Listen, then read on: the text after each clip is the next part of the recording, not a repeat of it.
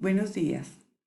Hemos titulado esta presentación Pitágoras, la proyección de una visión interna para cambiar la realidad. Los saluda Yolanda Vanegas Reinales. En primer lugar, hay que plantear ciertas ideas generales sobre el pensamiento de Pitágoras,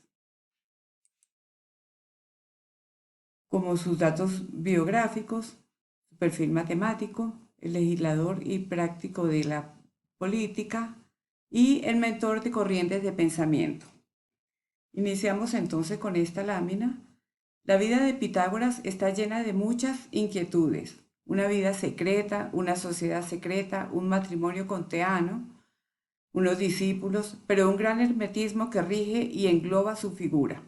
Un personaje del que mucho hablamos, que mencionamos de manera regular, que podemos consultar en libros que van desde la educación básica hasta carreras como filosofía, matemática, física e incluso el derecho, las leyes, pero que tiene datos muy poco conocidos.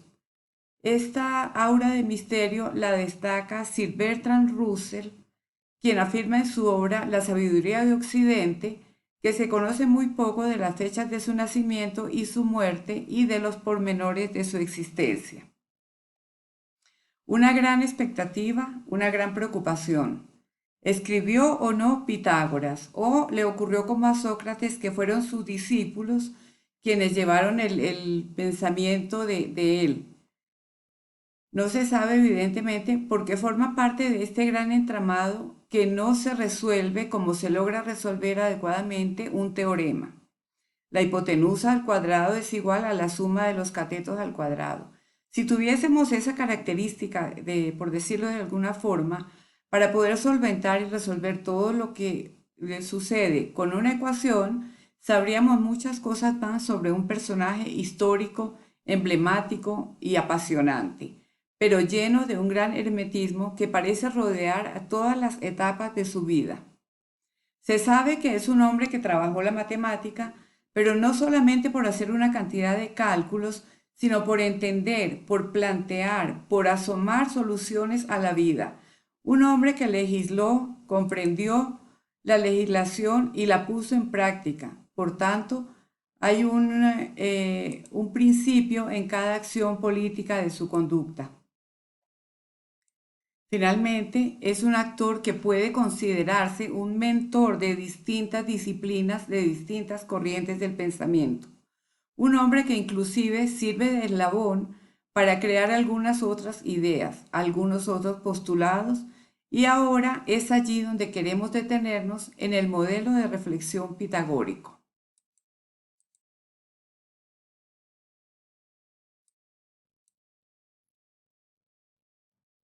Primero, y sobre esto se ha creado una gran controversia. Pareciera que tal modelo de reflexión está sustentado en esa sociedad cerrada, sociedad que blinda al proceso de Pitágoras y donde él asienta su conducta, su forma de pensar, su ejercicio propositivo, en una sociedad secreta y cerrada donde se participa pero no se habla, donde el silencio pareciera ser la gran virtud de ese entramado. ¡Qué ironía! Si la idea era hablar, expresar, hacer prácticos y reales los sentimientos, se entiende de todas formas al silencio como un gran hilo conductor. Pareciera un antecedente de otras sociedades donde se milita pero no se habla, donde se reflexiona y se guarda silencio. Incluso para poder expresarse tiene que pasar cierto tiempo.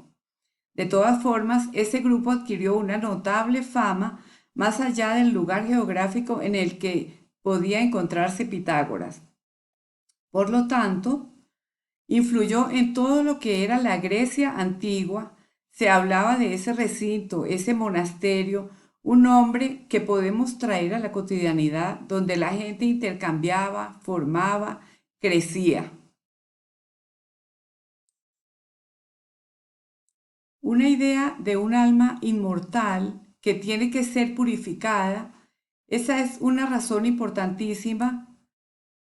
Hay un alma que vive en un cuerpo. Alma y cuerpo van a la perfección, pero un alma que tiene que trascender, que va rotando permanentemente, que va cambiando de lugar, pero que siempre tiene que regresar a sus orígenes.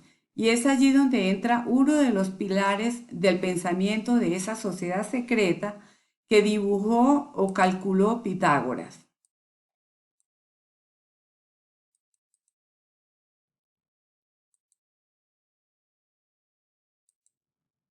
Una sociedad con un mensaje secreto pero socialmente novedoso.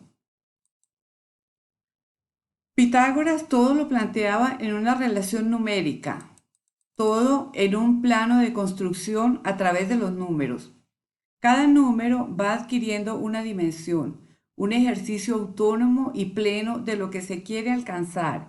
Hay una tétrada, que es un número muy especial porque es la suma que se puede ir dando que abarca todo, un todo. Pero si tomamos esa tétrada, es decir, esos 4, y le sumamos 3, y le sumamos 2, y le sumamos 1, esa unidad fundamental, vamos a llegar al 10, que es el número que toma unas grandes dimensiones, formando la llamada tetractis pitagórica. Y tal era la relevancia que tenía el pensamiento numérico. Podríamos pasar los minutos de esta exposición explicando el significado que tiene cada uno, o la esencia que dota el pensamiento pitagórico a cada una de esas dimensiones. Era tal su magnitud que los defensores, los que salían a pensar, a ir más allá, eran los matemáticos. Y había una categoría de miembros no plenos, sino de figuras cercanas, podríamos decirlo así, que eran los acusmáticos. Esos actores que están allí, que participan, que a lo mejor no manejan las matemáticas de por sí, pero que forman parte del entramado de esta sociedad.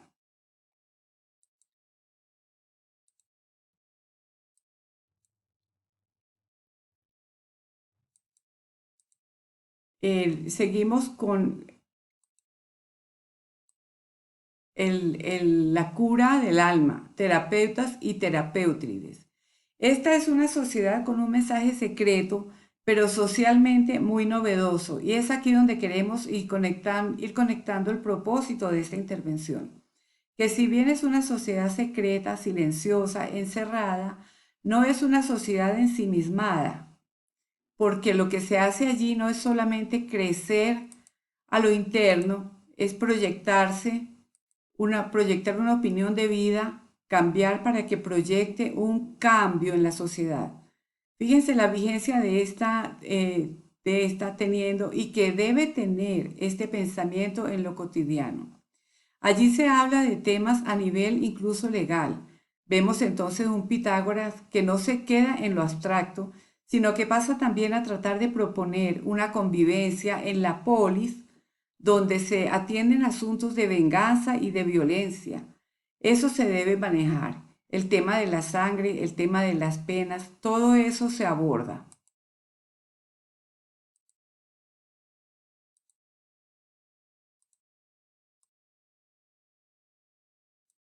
Junto a ello, podemos entender que si curamos el alma, curamos a la sociedad, avanzamos en una sociedad. Entonces hablan los autores de terapeutas y terapéutrides. No basta con atender las dolencias físicas, hay que atender las dolencias morales, hay que atender las coyunturas que se vienen dando. Hay que saber que un ejercicio de introspección tiene que ser crucial si aspiramos a transformar la realidad. La idea es salir, pero salir con una visión, con un planteamiento, con una claridad en lo que hagamos. Y ese es el pensamiento que a nuestro juicio tiene plena vigencia en la cotidianidad. Uno ve en la realidad actual uno ve la realidad actual y esto es un teorema. Desafortunadamente no es el teorema matemático, porque si fuera así, recurrimos entonces a ecuaciones, a la perfección de esos números que nos han vendido los pitagóricos y solventamos toda la realidad y podemos respirar con tranquilidad. Pero no, el mundo tiene un entramado de cosas que se alejan de esa perfección numérica que nos vendía Pitágoras y defendían sus pitagóricos y la gente que lo rodeaba y que lo seguía. Y nos encontramos con un mundo donde se pierden los valores, donde la historia es menospreciada, una realidad donde vemos que la violencia surge, que el individualismo se apropia absolutamente de todo. No hablamos de perder esa esencia individual, sino de conservarla, pero no al extremo de desaprovechar la convivencia, de dejar de lado el colectivo. Vemos realidades en las que se menosprecia, se vulneran las condiciones básicas, el rol de la mujer en la sociedad no tiene ningún valor para que proyecte un cambio en la cotidianidad. Fíjense la vigencia que debe tener este pensamiento. Se habla como un bastión inclusive de la democracia, que como llegó a plantear Churchill en un sistema regular, es un sistema regular y malo, pero es el menos malo de los sistemas, dicho de una manera irónica.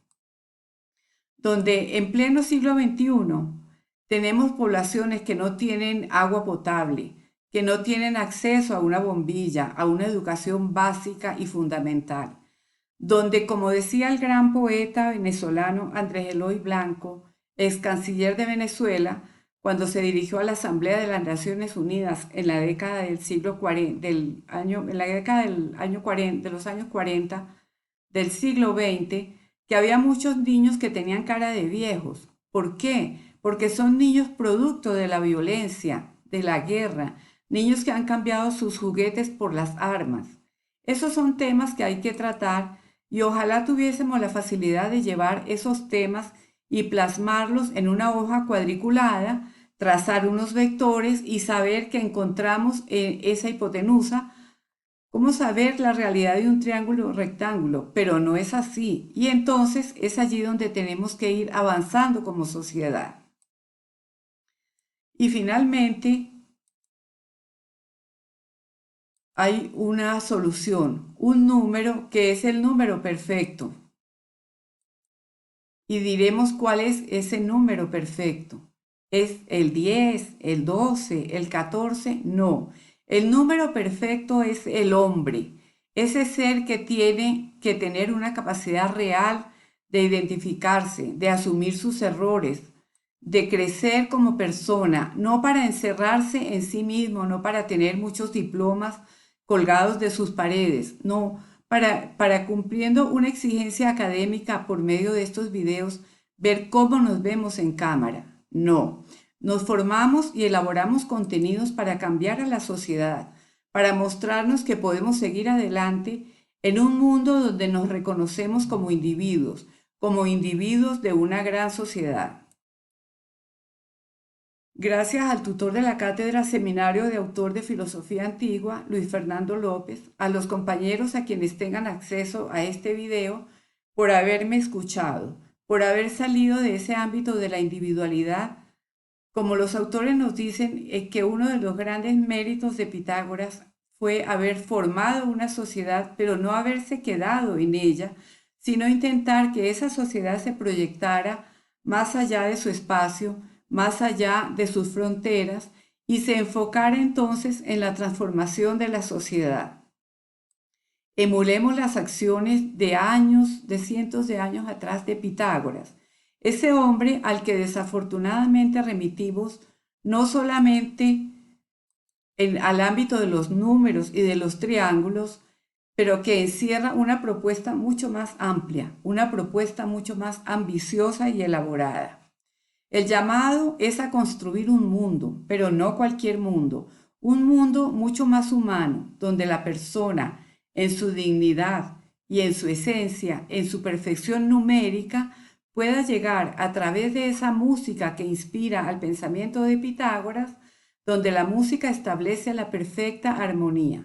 Vivamos entonces a este ritmo, al ritmo de construir siempre algo mejor. Agradeciéndole la atención que me han dispensado, les recuerdo que este trabajo, además de contar con algunas imágenes extraídas de Internet, lo hice revisando algunos textos fundamentales como son Un monasterio pitagórico, Los terapeutas de Alejandría de Fernández Galiano, La sabiduría de Occidente de Bertrand Russell y Pitágoras, Revista de Derecho y Ciencias Penales. A todos, muchas gracias y muy buenos días.